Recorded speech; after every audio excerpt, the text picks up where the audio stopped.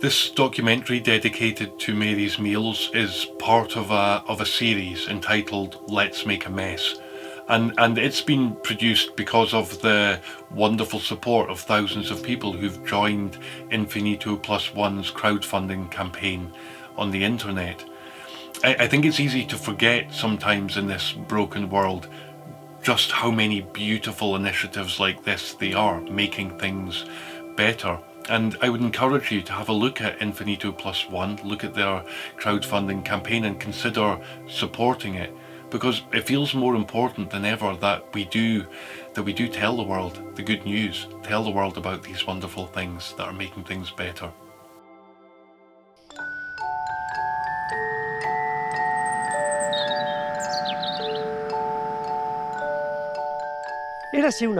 Once upon a time, there was a farmer, a 16-year-old boy who lived in a beautiful and quiet place far from the noise of the big city.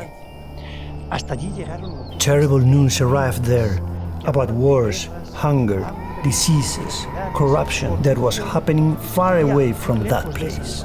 The boy's heart trembled. What a pity! What a pity! I want to do something. But a prudent person told him, easy, easy. The problem is too big for you. You can't do anything about it. The only thing you can do is complain, get angry, and look for people to blame. Yes, the blame for these problems lies with the powerful ones, the rulers, the rich, the multinationals. But you're just a farmer. You dedicate yourself to sowing seeds. And the boy thought, exactly, you are right. That's what I'm going to do. I'm going to sow a seed. And the seed, slowly, silently, without attracting anyone's attention, became a tree, which then bore fruit, from which new seeds sprang, which became a forest, which fed millions of people all over the world. The farmer tilled the soil, buried the seed, watered it, fertilized it. It sounds like a fairy tale, but it's true. The farmer's name is Magnus. He lives in Scotland and his forest is called Mary's Mills. Magnus did something. He got himself into a mess, and that's why we are going to tell about it.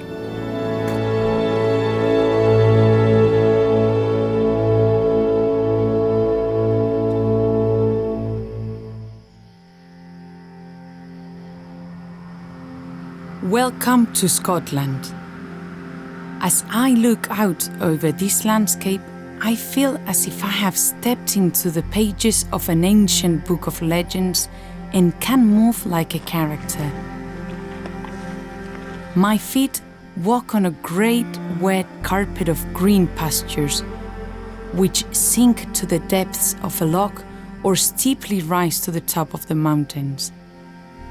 It is understandable that this dreamlike landscape has spawned thousands of mythological characters, such as mermaids, ghosts, and legendary creatures, the most famous of which is the Loch Ness Monster, whom many claim to still see today. But I have not come all the way to Scotland to meet any mystical creature, but rather a man of flesh and blood, named Magnus. I have been told that his appearance is so simple that nothing implies that he is a special being. However, appearances can be deceiving, because Magnus McFarlane-Barrow, a shy man who enjoys solitude, silence, and nature, is, in reality, a warrior, a small hero capable of facing colossal giants to save millions of people all over the world. Is it true?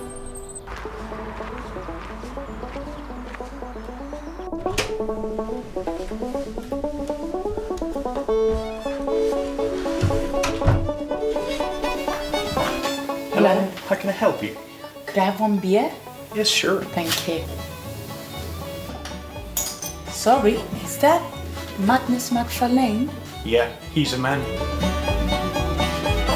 Great to meet you. Nice to meet you too. Magnus, How can it be that in such a quiet place you've made such big noise? Well, actually, I suppose the first part of the story is right here in this pub, unexpectedly. Not like this sunny day, dark winter's night, 1992. I'm sitting here, right here, I think, with my brother. We were young men then, early 20s, and we often would spend our evenings here. And this particular night, we were feeling quite emotional because we'd watched this news report about the war in Bosnia that was taking place at that time. The war was at its height, and there'd been this report about how refugees were suffering around a place called Medjugorje, which is somewhere we'd been many years before. And we started saying to each other, wouldn't it be great if we could just do something to help? And we started saying, like, maybe we could just collect stuff that they need, food, clothing. And 3 weeks after that conversation here, we found ourselves driving this old Land Rover across Europe and delivering the things there. Never did it cross my mind that this would be anything more than just trying to do one good thing. I just planned to come back at the end of that week and go back to the fish farm. But that's when things got really surprising. Because when I came back at the end of that week, I'd asked my father if I could borrow his shed. He's got one nice shed. Could I borrow that maybe for a week just to store all the food and clothing in? So when I came back, having delivered it, it was full to the roof of goods. Like, people just kept on turning up. Like, there were queues literally of cars turning up at our house, people giving all this, just giving these gifts. I suddenly realized it was going to be a lot harder to stop this than it had been to start. So that's when I really began praying about it, and I gave up my job, and I sold my house. I had a small house, and somebody gave me a truck. And I just said to God, I'm going to keep doing this. It didn't feel like a huge life-changing decision, because even when I said that to God, I didn't think I was going to be sitting here 30 years later speaking to you about this incredible...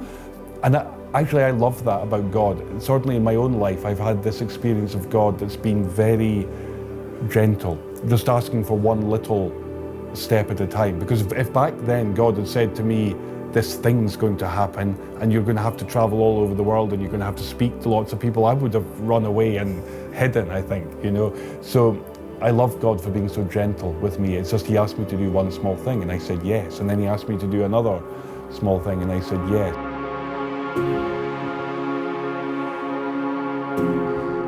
I suppose it was like the start of this adventure, you know, and I think as a young man that was deep in me. I wanted an adventure, and I think sometimes we have this idea, I notice with young people, we can have this idea that to be fully Christian means to live some kind of boring life. Like, to follow Jesus is like a boring choice, and it's actually the opposite, isn't it? Like, when you say yes, this big adventure starts, and that's certainly what's happened to me, and it's never stopped. So basically, I found myself driving almost constantly back and forth for the first year. I think the first year I drove 22 times to Bosnia, so I was almost living in the truck. I suppose I maybe just had, first time in my life, I felt this very strong sense of purpose. You know, maybe I can do this, maybe I can make a difference. And so it happened that a small seed planted by a brave young man in this corner of Scotland germinated and grew much more than anyone could imagine, until it bore abundant fruit far away from these lands. And what happens between that day you come back from Bosnia and you find the shed full of things and the day where Mary's Meals appears? Well, that was a 10-year journey. We founded the first organisation called Scottish International Relief to administer all that work with the trucks. And then we started getting invited to do other things. For example, building homes for children who were HIV positive in Romania. That was an amazing experience. It changed my life, actually. And when I think back on it now, it was like this school. Like, I didn't think about it that way at the time, but we were just learning, constantly working with the very poorest people and understanding what worked and what didn't work. Welcome. Yeah, so this is the place I was telling you about, where all that food came in 1992. It was like full to the roof, and I never thought I'd still be working in it 30 years later, become the global HQ of Mary's Meals. 2002 came, and terrible famine that year, southern Africa, especially Malawi, and so that became the next place we were invited to go. I'd never been to that part of Africa at all. And we were just doing very simple emergency feeding projects, taking food into villages where literally people were eating like the leaves of trees and the roots of trees to survive. And so it was very simple. And while we were doing that work, I was staying with a local parish priest. And one morning he said, Magnus, would you like to come with me when I go to visit the sick people in my parish? And so we got to the first home, and he explained the father of this family had just died and the mother was now dying. And we went in her home, and she was called Emma, and she was just lying on the floor, and she had her 6 children sitting around her, and she was in agony.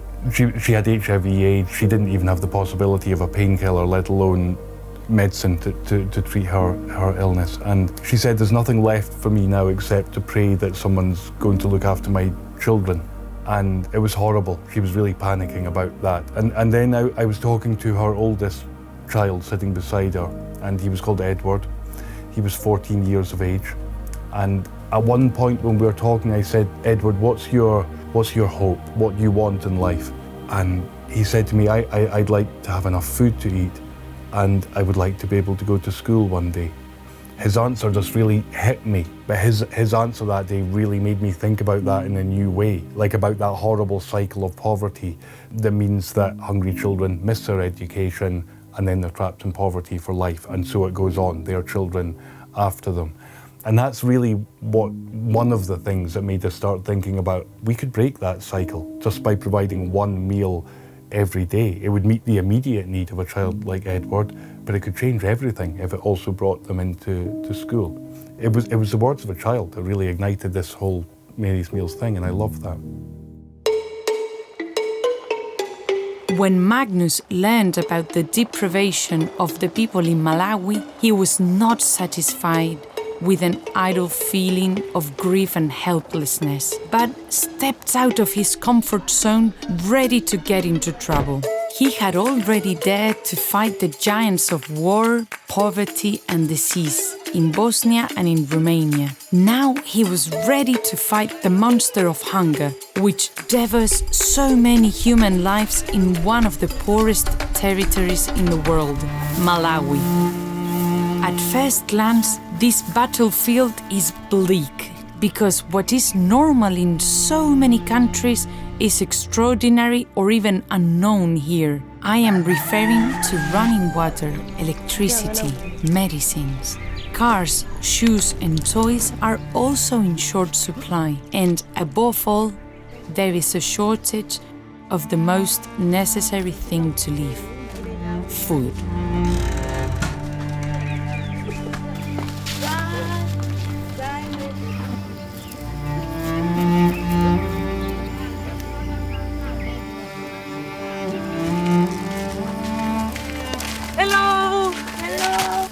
Going to school. Can I join you? Yes. Let's go? Yes. My name is Carlota, and you? Samuel. And your name? Susan. Susan. Oh. This is a remote area, and we have different types of people.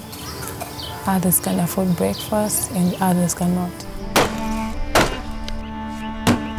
Amadzuka kunosadya china chilichonse amapezeka ukadya chani chakudya pamene chakudya cha mama wathu nchosowa.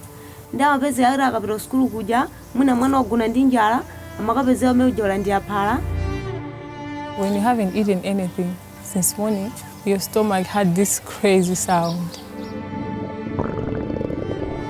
You know, everyone would be laughing like it was a joke, but then it was something very terrible. Yeah, sure. In developed countries, when food lacks salt, we complain. Here, they lack everything, but they have serenity, joy, and faith. That's why I ask myself, who is poorer, them or us?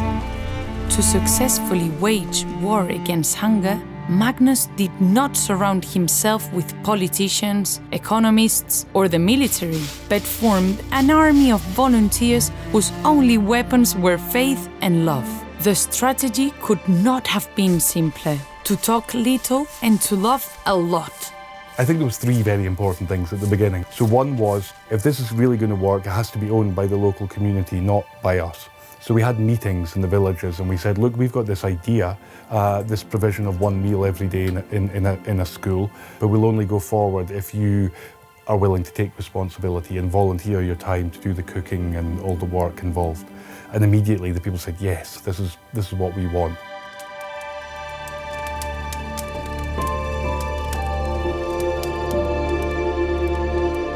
So our responsibility is, as an organisation, we'll buy the food, we'll bring it to your school, and we'll train you on how to do this the right way. And then our job is also then visiting the school twice a week. One of our team will go to the school and check everything's okay. But then all of the daily work is done by the local community.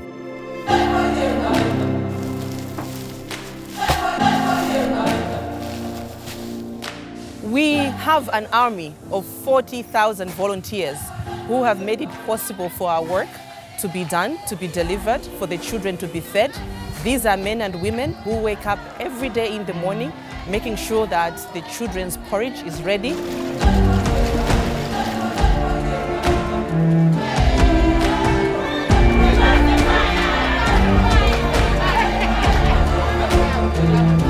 I want to know, why did you become a volunteer here for Mary's Meals? Chabwino ineyo mwana amatha kuchoka kunyumba mwina osadya china chilichonse komano ndikubwera kuno ndikupeza chokudya nde ine chinandipasa chilimbikiso choti ndikhoza kulowa nawo chani ndikhoza kulowa nawo bungwe limene lili kuti ndikhale otumikira ku bungwe limene lili. The very first day we were told that you have to go with your cups to the kitchen and receive the porridge. Everyone was amazed. Everyone was happy. The whole school was very happy.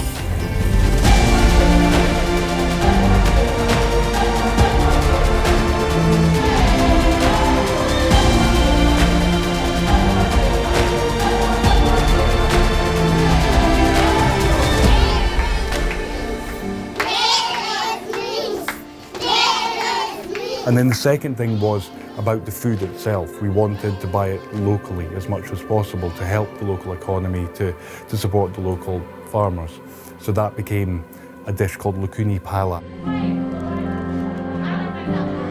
The porridge that we get from Mary's Meals is a very nutritious, healthy porridge. That is a Lukuni Pala, which is mixed with the vitamins, which is done with soya, which has got a taste of sugar in it that the kids love so much.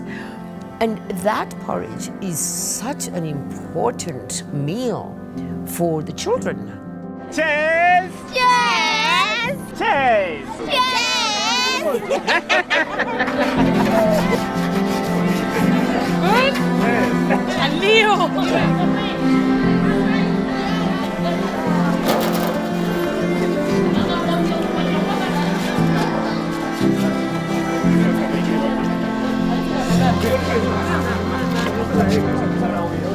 And then the third thing was the name, Mary's Meals. We gave this work to Mary, the mother of Jesus, and we said to her, as a mother who was once a refugee herself, show us how you would like us to do this.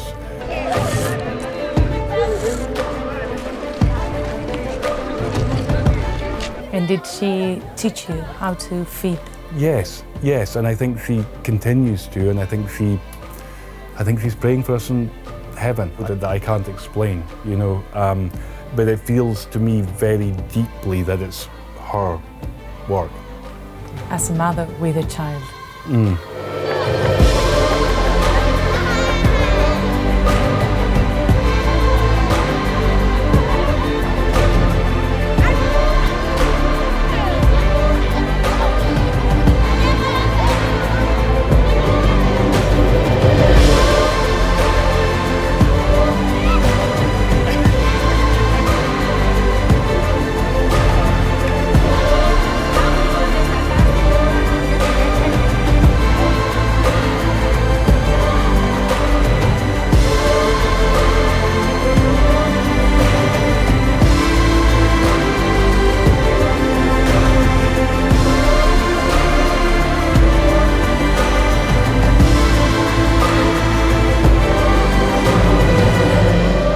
Thanks to the simple recipe of Mary's Meals, the first goal is achieved and can be seen at a glance.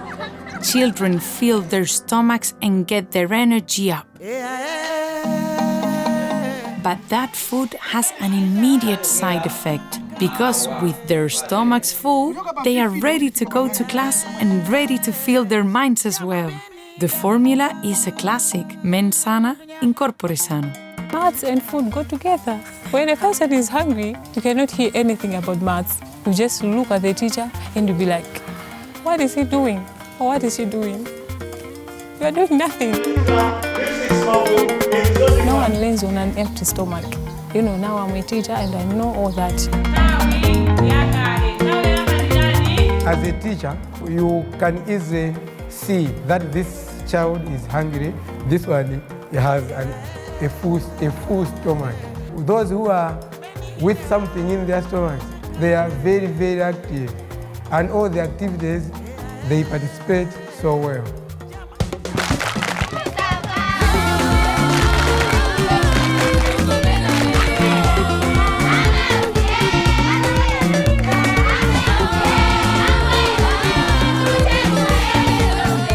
For example, right before this program, before 2007, learners were having difficulties to be selected to national secondary schools. We are having 1, sometimes 0, but as I am saying, we can have even 50 learners selected to different secondary schools every year. Because learners pay more attention as the lead teachers deliver their lessons. Why? Because they are energetic, because they have eaten the what? The porridge. So Mary's Meal is helping us a lot indeed. At the moment, we are feeding 1,070 schools, reaching out to 1.1 million children in 24 districts of 28 districts in the country. And my dream is by 2030, all the children in primary schools in Malawi should have a Mary's Meal.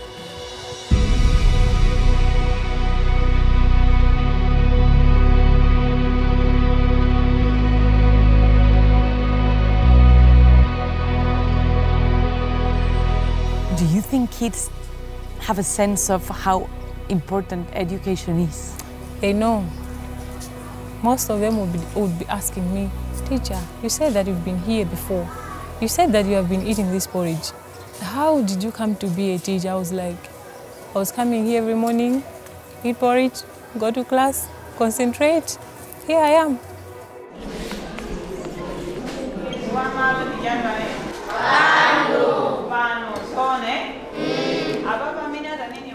Mary's Meal is like an answer to this community. At times they go in class and they learn, they're getting something as well. So as they grow, it will happen that the community has a lot of educated people. They will change the community.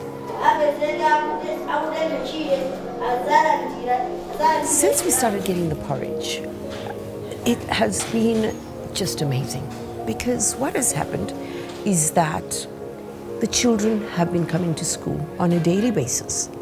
That's a big thing. And because these children are from the most underprivileged homes, but to see them enter college, to see them graduate, and to go out into the world and be who they want to be is to raise a child. My dream is I want to be a doctor. I want to be a soldier. My dream was to become a lawyer, a doctor, Batman, and become a doctor. I want to be a soldier. But there's an even more amazing victory. Mary's Meals not only fills children's stomachs and minds, but helps defeat one of Malawi's cruelest monsters, AIDS. Here, today, out of the 400 and something children that we have here, 98% of them are orphaned by AIDS, a number living with HIV. One of the biggest problems and one of the biggest death rates among children who were taking ARVs is because they don't have food. They were malnourished. So really what Mary's Meals helped us a lot was definitely keeping the kids in school because they had a full belly, But then on the other hand, one of the most important things for that porridge was because when they take their medications, they're okay. And if you walk around the school today and you look at the kids, you will not know who's HIV because they're healthy. They're healthy because they're eating. Your child needs nutrition, your child needs medical health, and your child needs an education. And, of course, the most important thing for me is love. You love that child, and then voila. Everything works.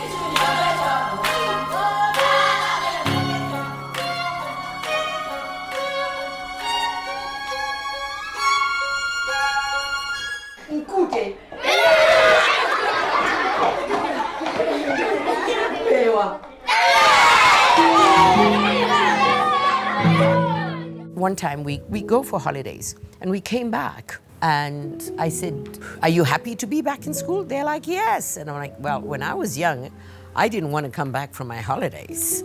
You know, I wanted to be home." And they're like, "Yes." And I'm like, "Oh, that's so nice. You're all happy to be back in school." "Yes." I said, "So why are you back? Why are you happy to be back in school?" And they all went, "Porridge." And I wish that Magnus could hear this.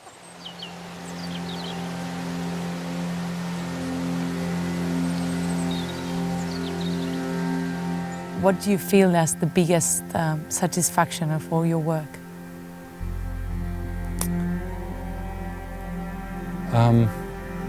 Like, first of all, I don't feel very satisfied, if I'm honest.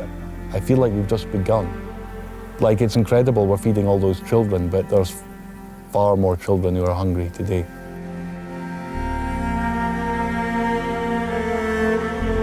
My dream would be that every child in this world can eat a meal every day in their place of education. Because if that happened, everything else would start to change.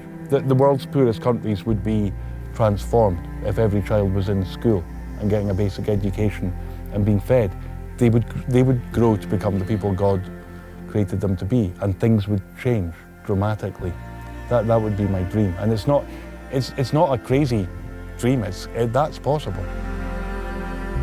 Like, we're not like waiting to invent some magic cure for hunger. Like, we know how to cure hunger. You know, we just need to get on and do it. It's just growing so fast. It's incredible when we look at this map, because what started here went to Romania, to Liberia, and then Mary's Meals was born in Malawi, grew from there, back to India, Kenya, or Haiti, Yemen, Ethiopia, South Sudan. We wanted to find out whether this would work in all those very different cultures and environments, and it did. We saw children coming to school for the first time wherever we did this because of the meals. Today, Mary's Meals feeds 2.5 million children every day in 18 countries. That could be the end of this story, and it would be a happy ending. However, Magnus believes it has only just begun. There's over 60 million children who are out of school today because of hunger. So the problem's enormous, isn't it? Well, there's more than enough food in the world, much more than enough food in the world for all of us, and there's a possibility for us to produce much more.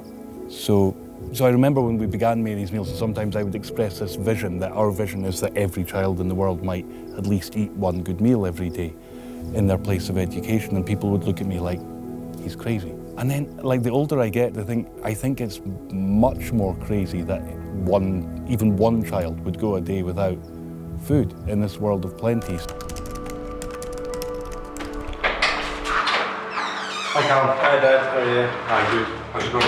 Yeah, not too bad. How'd the culinary go? Yeah, it was really good. Yeah. Very. So, if it only costs 22 euros to feed one kid all throughout 1 year, what could happen if governments, institutions, big companies would feed entire countries? But I think there is a risk, though, sometimes if we think, well, the government should do it, you know, or that big company over there should do it, you know, and we just point the finger instead of, yeah, that's true, but we could do it. Like, we could give the 22 euros and feed the child as well. So it's both, you know. Yes, we should encourage them to do it, but we can get on with it meanwhile. And I suppose that's this movement of people that support Mary's Meals, that's what they're doing. They're not waiting for the governments to do it, they're just getting on and doing it themselves.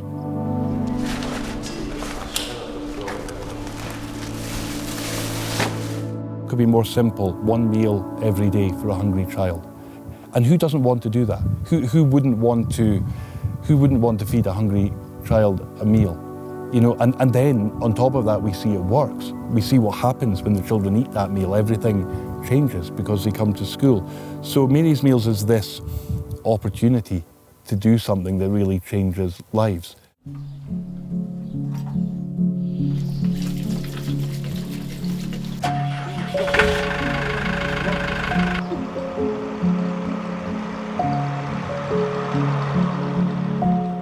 I think Magnus is a great person. He got an incredible faith. He got a very strong prayer life, and he just hands everything over to God. So I mean, the whole thing is not to worry. If you worry, you're in trouble. You're trying to work it out your way, not God's way. I'm not a person who feels a lot of fear about these things because I know it doesn't, in one sense, depend on me at all. Like if I thought the 2.4 million children eating today actually depended on me, I wouldn't sleep a wink at night, but I sleep very well because it doesn't really depend on me. If we claim to be Christian and we're just making the same decisions as everyone else is making, I think there's something wrong there. I think we should be making different decisions than other people are making. Put God in the first place. Like, so if you're thinking about a big decision in your life, like what, is this honouring God? Is this putting God in the first place?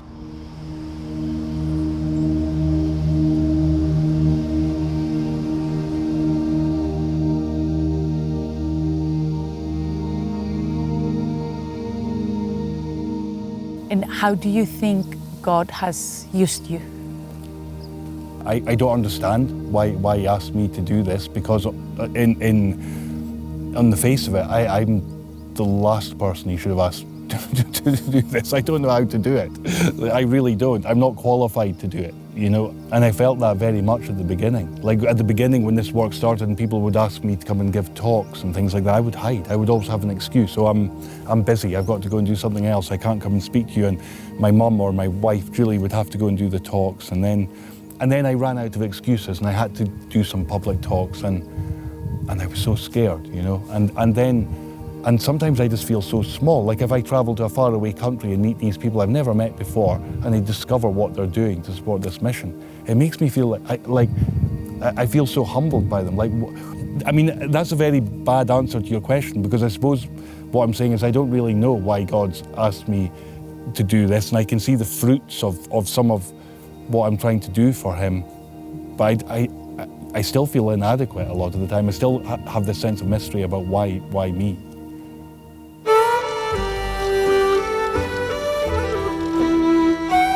Magnus was the first to say he wasn't particularly designed for this work, but he feels God has planted this wonderful seed within him to do this very necessary work. And his motive is absolutely spot on.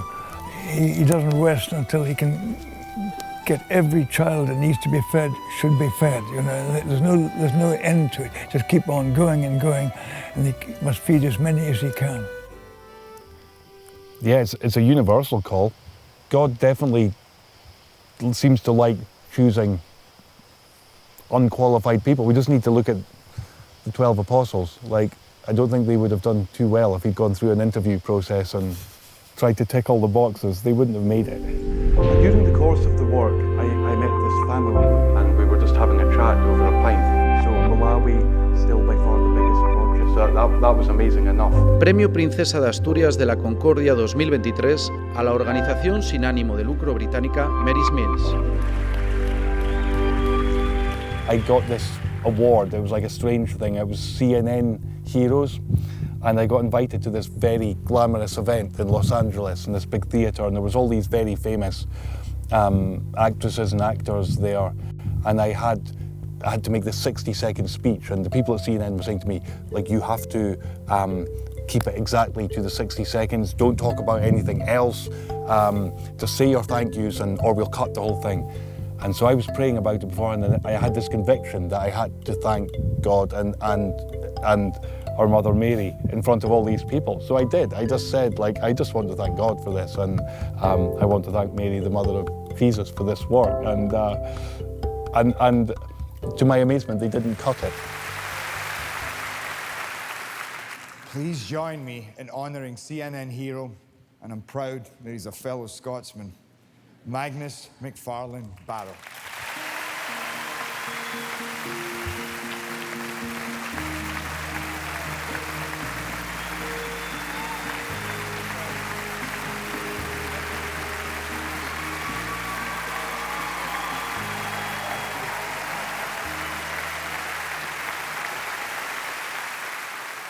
Thank you very much.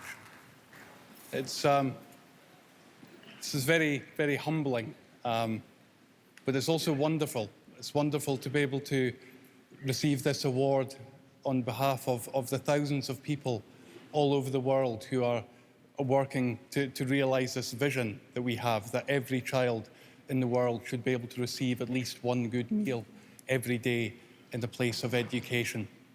Today we're feeding 460,000 children. The number's gone up since we made the film.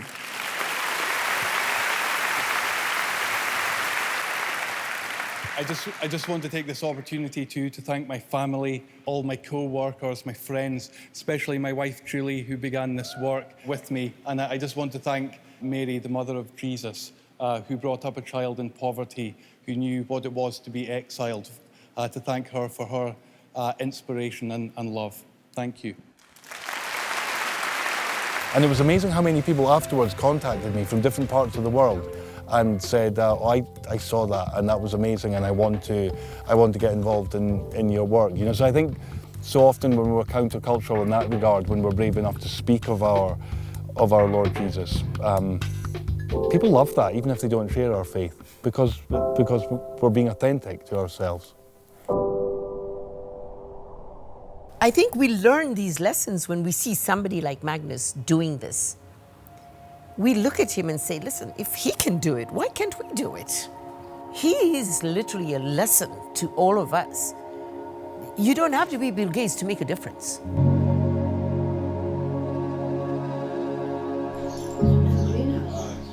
He's Abraham. I hope he treated you better. What do you feel when you read the gospel of the multiplication of the fish and loaves? You know, when I think of that kind of act of foolishness, of here's 7 loaves and 2 fish in front of all these thousands of people, like, I think we are called to be like that, like the little boy or like St. Andrew, making that offering that isn't big enough to do anything meaningful. And in one sense it's like that. The truth is with Mary's Meals Today, we don't know how we're going to feed all those children next month or next year. We don't have like guaranteed income. It comes through all these acts of generosity all over the world. So every day we're kind of saying, okay, God, we've got this little thing here. Can you do something with it, please, so that we can keep feeding the children? And he does, like over and over and over again all these years. He's never let us down. I could tell you like all sorts of miracle stories about how he keeps providing. So to me, I'm really glad you asked me that question, because I kind of feel like this work we do, it almost feels like it's an extension of that miracle. It's like a miracle like that in today's world, that God's doing this and all we're doing is like making this inadequate little offering. But we are making our offering, that's all we can do. And then he takes our little offering and he makes it something wonderful, makes it something more than we ever could have imagined.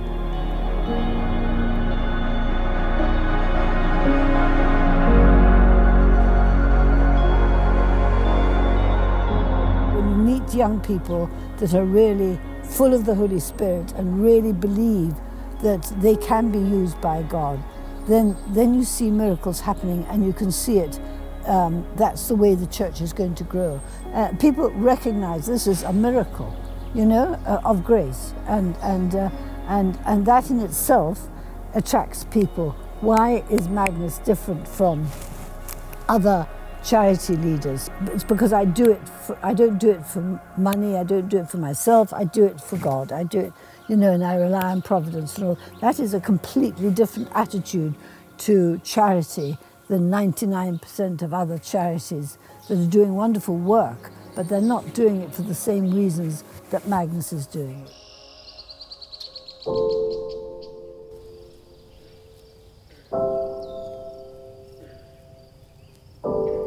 He could just miraculously feed those 2.4 million children today, but somehow he invites us in to participate in this miracle. And it's actually, in one way it's strange, I don't pretend to understand why, but it's a beautiful thing that he asks us to be part of his providence. I go back now to a country like Malawi and I'll meet young people who'll say, I never would have gone to school without Mary's Meals. I might not be alive without Mary's Meals. And like there they are in university or paid employment, or they've started a business, and you know that meal we served changed it, like changed everything for them.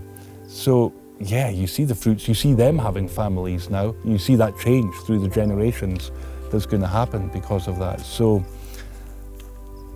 yeah, so many fruits.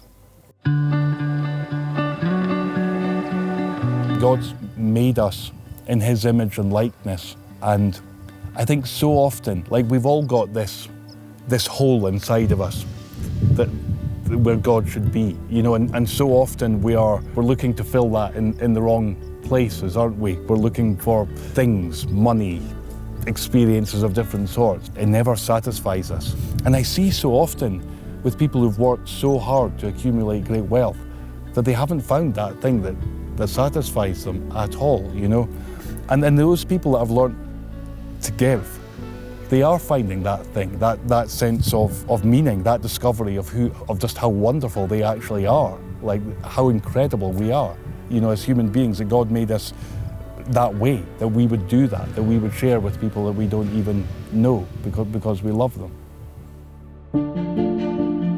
But that's not the end of this true story, because now we can stop being spectators and become protagonists. That's why we are producing this series entitled Let's Make a Mess, to commit ourselves to live by faith in the service of others without waiting for others to do so.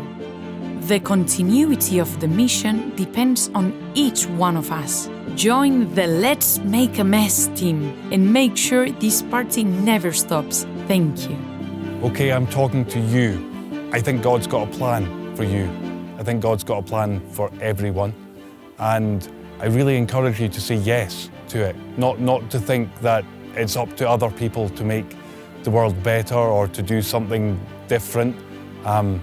This world desperately needs all of us to say yes, to get out there, to make a mess, to make a noise, to be bold.